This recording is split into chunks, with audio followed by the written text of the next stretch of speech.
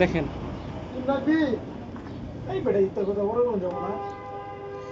আমরা ফটোশপ 7.0 কে ওপেন করব। এখানে স্টার্ট উইন্ডোতে যাব। উইন্ডোতে যাওয়ার পরে এখান থেকে আমরা Adobe Photoshop 7.0 তে ক্লিক করব। ওকে,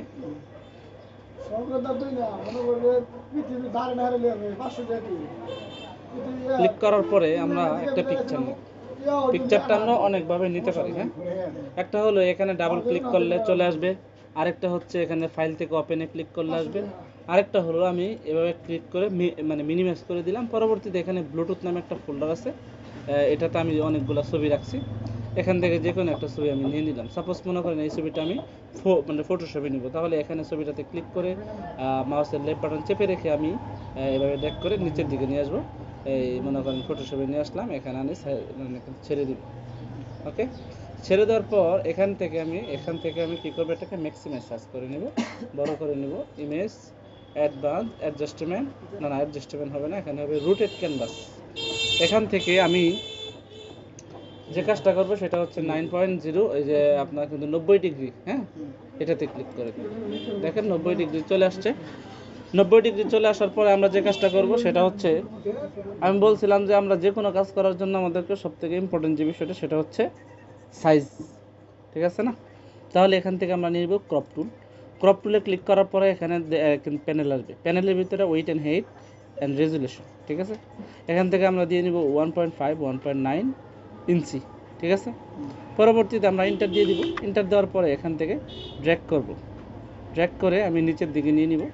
নিয়ে আমার যতটুকু মানে সবসময় আমরা একটা পাসপোর্ট সাইজ ছবির জন্য এতটুকুই পর্যন্ত রাখি, ঠিক আছে না? একটা আন্দাজ করে মেজারমেন্ট করে আমি জিনিসটাকে নিয়ে নিব এবং ইন্টারপ্রেস করব। ইন্টারপ্রেস করার পরে যদি ব্যাকগ্রাউন্ডটার ভিতরে 2-3টা কালার থাকবে, একটা হলো যদি মাল্টি কালার থাকে, অনেক ধরনের কালার থাকে, আরেকটা হলো যদি এক কালার থাকে। যদি এক কালার থাকে ওই ক্ষেত্রে আমরা ম্যাজিক কন্ট্রোল ব্যবহার করি। ম্যাজিক কন্ট্রোলেরটা আপনি নীতিপূর্বে জানছেন, এটা নিয়ে আমরা বিস্তারিত ক্লাসে আলোচনা করছি। এটা যদি বাড়াতে চাই তাহলে ম্যাজিক কমান্ডের সময় আমি আপনার শিফটে চেপে রেখে আমি আপনার বারবার ক্লিক করতে থাকবো, আর আমার ম্যাজিক কমান্ডের মাধ্যমে মানে সিলেকশন বাড়তে থাকবে। ওকে, বাড়তে থাকবে, বাড়তে থাকবে। মোটামুটি এটা সিলেকশন হয়ে গেছে। হ্যাঁ, এটা সিলেকশন হয়ে গেল। এর পরবর্তীতে যদি আমি এটাকে এখন সিলেকশন সম্পন্ন হয়ে গেছে, এখন এটাকে আমি একটা দিব, ফিল দিব, মানে একটা কালার দিব। এখানে 2টা কালার, একটা হচ্ছে দেখেন ফোরগ্রাউন্ড, আর একটা হচ্ছে নিচেরটা হচ্ছে ব্যাকগ্রাউন্ড। এখন ব্যাকগ্রাউন্ডটাও আমরা দিতে পারি, ফোরগ্রাউন্ডটাও দিতে পারি। সো আমরা যদি এটাকে দিতে চাই এডিটে যাব, এডিট, ফিল থেকে এখানে দেখেন ফোরগ্রাউন্ড এবং ব্যাকগ্রাউন্ড। ব্যাকগ্রাউন্ডটা হচ্ছে লাল কালার এবং ফোরগ্রাউন্ডটা হচ্ছে যে এই কালারটা। হ্যাঁ, তাহলে আমি মানে ফোরগ্রাউন্ড থেকে দিতে চাচ্ছি, সো ওকে দিয়ে দিব, এই যে আসে গেছে। ওকে, বুঝছেন? এটা হইলে একটা। দ্বিতীয়ত আমি এখন যদি আবার আগের অবস্থানে ফিরিয়ে নিয়ে আসতে চাই তাহলে কী করবো, Ctrl+Z ক্লিক করব।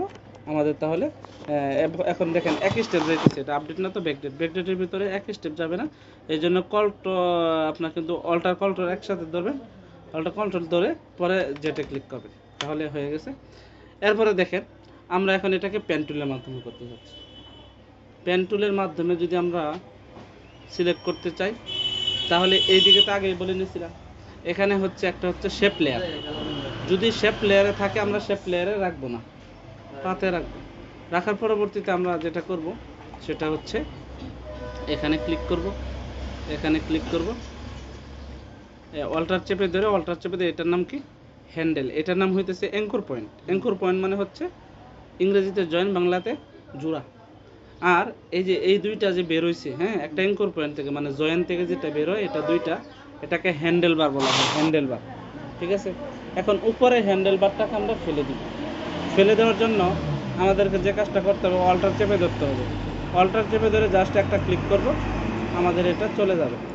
এটাকে আমরা বসাই নিব ঠিক মতো, এবং স্পেস বারের ভিতরে ক্লিক করলে দেখবেন হ্যান্ড টুল আসবে। হ্যান্ড টুলের মাধ্যমে আপনি এভাবে কি করতে পারবেন, ছবিটাকে এদিক সেদিক ঘোরাতে পারবেন। বুঝতে পারতেছেন? তাহলে দেখেন আমরা আরেকটা ক্লিক করে নিলাম, অল্টার চেপে ধরে হ্যান্ডেলটা ফেলে দিলাম, আবার আরেকটা ক্লিক করে নিলাম, হ্যান্ডেলটাকে অল্টার চেপে ধরে ফেলে দিলাম, অল্টার চেপে ধরে এখান থেকে অল্টার চেপে ধরে হ্যান্ডেলটাকে ফেলে দিলাম, এখানে ক্লিক করলাম, হ্যান্ডেলটা ফেলে দিলাম, এখান থেকেও হ্যান্ডেলটাকে ফেলে দিলাম। ফেলে দেওয়ার পরে আমরা এখানে আমাদের যতটুকু মানে সম্ভব অতটুকু জায়গা আমরা অনুযায়ী মানে সিলেকশন করব। আমি এখান থেকেও করতে পারি, এখান থেকেও করতে পারি, আমার এখানে করলে আমি মিলাতে পারবো, সো আমি এখান থেকেই করবো। আর একবার যদি মিস্টেক হয়, মনে করেন এটা সমস্যা হয়েছে, তাহলে আমি আন্ডু দিব, কন্ট্রোল জেড, একই স্টেপ দিব, একই স্টেপ দিব। হ্যাঁ, আবার যদি শিপ অল্টার এক স্টেপ আগে নিতে পারবো। আচ্ছা দেখেন, পরে আবার এখানে ক্লিক করলাম, অল্টার চেপে ধরে হ্যান্ডেলটাকে ফেলে দিব, আবার অল্টার চেপে ধরে হ্যান্ডেলটাকে ফেলে দিব, আবার অল্টার চেপে ধরে হ্যান্ডেলটাকে ফেলে দিব। হ্যাঁ, এখান থেকে দেখেন।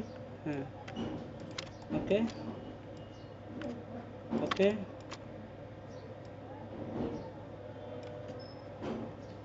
ওকে, কন্ট্রোল জেড দিছি কারণ একটু সমস্যা হয়েছিল এখানে। ওকে, হ্যাঁ, 100টা তো পারা যাবে না।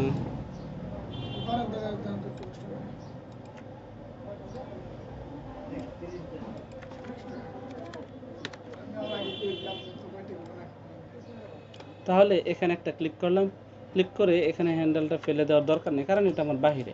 ওকে, আমার ছবির ভিতরে আমি বাইরে ক্লিক করব, বাইরে ক্লিক করব, এইদিকে একটা ক্লিক করব।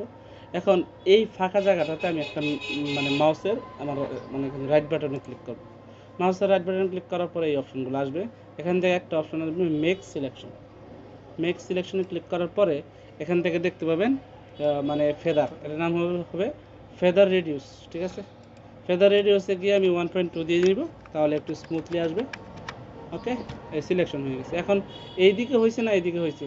কোথায় হয়েছে? পিছনে হয়েছে, যেহেতু আমি এই দিক দিয়ে সিলেকশন করছি। আবার যদি সিলেকশনটা এই দিক দিয়ে করতাম তাহলে ছবিটা সিলেকশন হতো। ওকে, তাহলে দেখেন, তারপরেও আমি স্পষ্ট হওয়ার জন্য সিলেক্ট ইনভার্স করব। এই দেখেন, এখন মাঝখানে ছবিটা সিলেকশন হয়েছে। আবার ইনভার্স করি, এখন পিছনে সিলেকশন হয়েছে। ওকে, এখন আমি এখানে কালার পরিবর্তন করার জন্য এভাবে করতে পারি, আমার যেটা মন চায় ওইটা করে নিব। পরবর্তীতে আমি এটাও করে নিতে পারি। ওকে, পরে যাব এডিট, এডিট থেকে ফিল, ফিল থেকে আমরা ফোরগ্রাউন্ড দিয়ে দিলাম। ওকে, ফোরগ্রাউন্ড।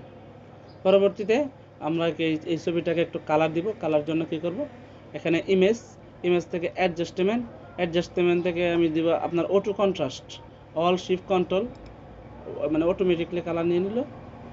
আচ্ছা, এটাকে আমি ইনভার্স করতে হবে, মানে ছবিটার উপরে তো কালারটা করব, ঠিক আছে না? তাহলে ইমেজ, অ্যাডজাস্টমেন্ট, শিফট কন্ট্রোল, এই যে এটা দিয়ে দিই। পরে আবার ইমেজ, ইমেজ থেকে এগুলো সবগুলো আপনি প্র্যাকটিস করতে পারবেন, সমস্যা নেই। এটার নাম হচ্ছে কার্ভস। এটার মাধ্যমে ছবিটাকে আরেকটু কালার দেন। এটার ভিতরে কিন্তু আপনার কিন্তু লাল লাল যে ভাবটা, এটা কিন্তু বেশি। তাহলে এখানে RGBতে ক্লিক করলে এখানে দেখতে পাবেন রেড লেখা আছে, এটাতে ক্লিক করবেন। ক্লিক করে এখান থেকে হালকা একটু সাদা করে নেবেন। এই যে মানে কিন্তু আপনার লাল কালারটা অনেকটাই চলে গেছে। হ্যাঁ, পরবর্তীতে আবার আপনি RGBতে যাবেন, RGBতে গিয়ে পরে মনে করেন আপনি আরেকটু সাদা বাড়াই নেবেন। এখন দেখেন আপনার কিন্তু গ্রিনটাও আরেকটু বাড়তেছে, তাহলে গ্রিনটাও কমাই নেন, গ্রিন, এই যে, এই যে। পরে আবার RGBতে আসেন অথবা ওকে দেন, এই অপশনটা আবার নেন, ইমেজ, কার্ভস।